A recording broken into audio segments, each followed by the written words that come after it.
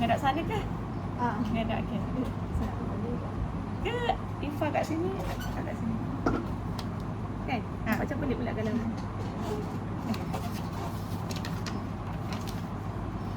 Okay, Assalamualaikum Cikgu Azrin. Boleh Cikgu memperkenalkan diri sikit?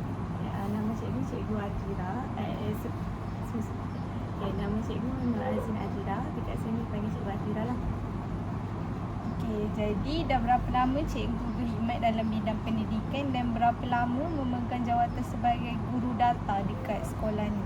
Okey, tempoh cikgu berkhidmat di sekolah ni ialah 3 tahun 2 bulan. Untuk cikgu memegang jawatan sebagai guru data pula setahun 6 bulan.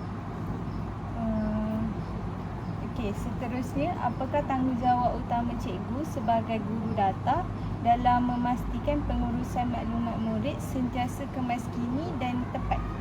Okay, tanggungjawab utama cikgu sebagai seorang guru data ialah untuk memastikan kena alert lah keluar masuk murid dalam sekolah ni. Lepas tu kena key in data maklumat murid dalam sistem ID ni. Lepas tu kena maklumkan guru kelas lah jika ada murid pindah masuk sekolah dalam sekolah ni lah. Seterusnya, apakah sistem ataupun aplikasi yang biasa digunakan dalam pengurusan data sekolah? Contohnya dalam rekod kehadiran, prestasi atau maklumat murid.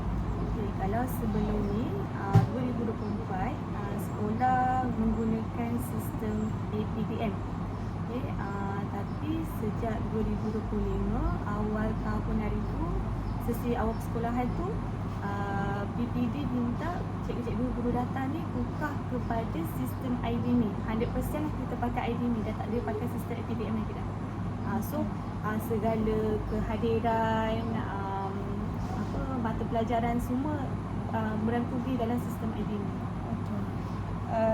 Dan yang terakhir, apakah cabaran utama yang cikgu hadapi sebagai guru data dan bagaimana cikgu mengatasi? Okay, cabaran kalau nak cerita cabaran ni tahun ni lah. Cabarannya ialah di mana macam cikgu cakap tadi, sistem kita dah biasa, guru data ni dah biasa dengan sistem APDM. Tiba-tiba tahun 2025 sebelum bukanya sekolah tu, PPD arahkan kami untuk menggunakan sistem ID ni.